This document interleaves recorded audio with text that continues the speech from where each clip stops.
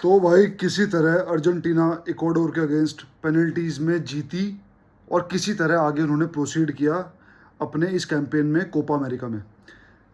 अब कुछ लोग कह रहे हैं कि मेसी ने पेनल्टी मिस कर दी।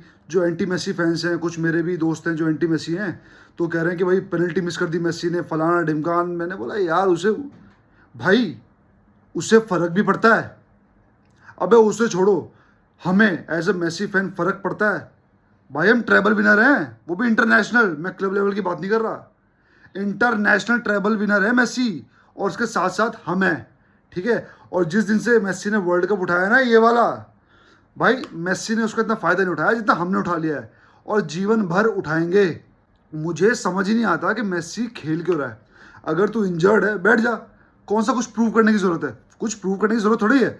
ऑलरेडी कोपा अमेरिका में man of the tournament, world cup में मैन ऑफ द टूर्नामेंट, कुछ बचा ही नहीं है भाई अचीव करने के लिए, कुछ नहीं बचा।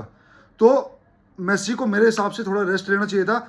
मैं तो जस्टिफाई भी नहीं करूँगा बैठ के कि वो पेनल्टी सेव्ड नहीं थी, वो पेनल्टी तो बार पे लग के आई थी। क्या बोलते हैं उसको, पनेंका, राइट? पनेंका मारने के चक्कर में वो ऊपर टच हो गई, कोई सेव थोड़ी किया है। गोलकीपर उसके डायरेक्शन में नहीं कूदा बॉल की, नहीं। आई डोंट केयर, हाँ पेनल्टी मिस कर दी भाई। मैं तो कहता कोपा अमेरिका हार भी गए, क्या फ़र्क पड़ता है?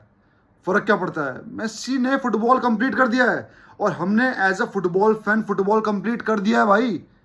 क्लब में तो सब कुछ कर चुके हैं, ठीक है, प्लस इंटरनेशनली भी कर दिया है। जिसने इंटरनेशनली फुटबॉल कंप्लीट नहीं किया भाई, वो फैन सोचो, वो फैन जलो भैया, किलिस हो तुम। मुझे तो मज़ा आता है जब मेसी कुछ करता है ना ऐसा, और ये पूरा इकोसिस्टम लग जाता है उसके खिलाफ, क्या रहे ये कर दिया वो कर दिया मेसी, ये फ़र्क ही नहीं पड़ता, फ़र्क ही नहीं पड़ता। भाड़ में गई ये टॉपिक। लाइफ में बहुत कुछ है अब आगे फोकस करने के लिए। वैसे ही फुटबॉल जीत के हम अगले पायदान में कदम रख चुके हैं। तुम जब जीत जाओ तब बता देना, वरना खेलते रहो भाई जो तुम्हें खेलना है।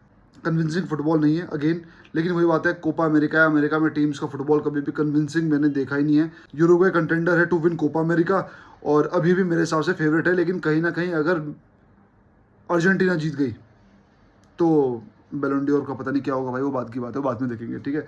अब बात करते हैं भाई पोर्टुगल वर्सेस फ्रांस। एक ऐसा मैच जो परफेक्टली बैलेंस्ड है, on the basis of team की form, on the basis of players की फॉर्म, और on the basis of this stage of quarter finals. ऐसा नहीं है कि ये मैच पहले हो गया, नहीं। फ्रांस भी अच्छा नहीं खेल रही है, पोर्टुगल भी अच्छा नहीं खेल रही है। फ्रांस भी गिर पड़ के बेल्जियम से जीत के आई है, एक गोल ही मारा है, कुछ ज़्यादा तो मारे नहीं है। प्लस पोर्टुगल तो कैसे कैसे जीती है, वो उनके कीपर ने उनको जितवा दिया, वरना उनके घोड़े तब लग जाते हैं। लेकिन पॉइंट ये है, फैक्ट ये है कि वो अब यहाँ पे फ्रांस के अगेंस्ट क्वार्टर फाइनल खेलेंगे। अब बात रहती है भाई प्लेयर्स की। Mbappe is favourite to score. अगर एम्बापे के साथ देखो, अगर एम्बापे खेलता है अकेला तो कैंसेलो को खेलना चाहिए लेफ्ट बैक, क्योंकि एम्बापे उसकी मार लेगा, क्योंकि बारसा में हम देख चुके हैं उसकी क्या हालत होती है, ठीक है, 1-on-1। लेकिन अगर एम्बापे और डेम्बेले खेले एक साथ, अब मेरे को बताना भाई डेम्बेले खेल रहा है या नहीं खेल रहा, कहीं इंजर्ड तो नहीं है। अगर दोनों खेलते हैं एक साथ तो कैंसेलो भैया यहाँ से भी चुदेगा और यहाँ से भी चुदेगा। बात यह है, कैंसेलो पे अब ये पूरा मैच डिपेंड करेगा। अगर हम पोर्टुगल के डिफेंस की बात करते हैं और फ्रांस के अटैक की बात करते हैं, फ्रांस का पलड़ा भारी है।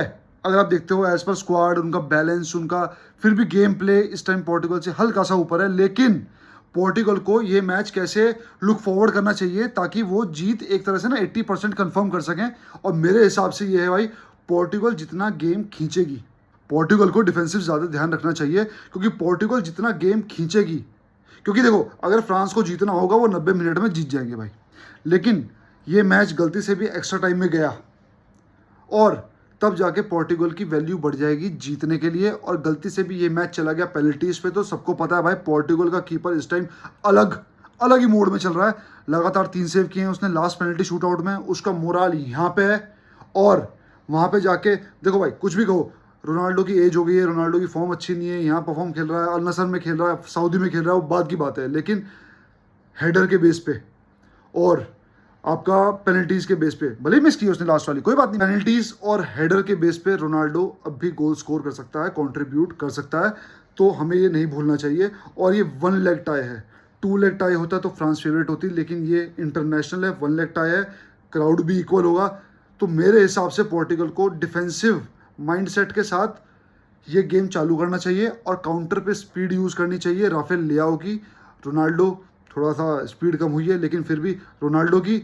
और भाई नूनो मेंडिस अगर खेलता है, वहाँ पे जाके इस चीज़ को उनको यूटिलाइज़ करना चाहिए, कैपिटलाइज़ करना चाहिए। गलती से भी पोर्टुगल अगर अटैक पे गई तो फ्रांस उनको खोल देगी भाई, फ्रांस उनको ठोक देगी। तो अगर देखा जाए परसेंटेज के पॉइंट ऑफ व्यू से, तो मेरे हिसाब से 58% Portugal is winning this tie, और पोर्टुगल अगले राउंड के लिए क्वालिफाई कर रही है।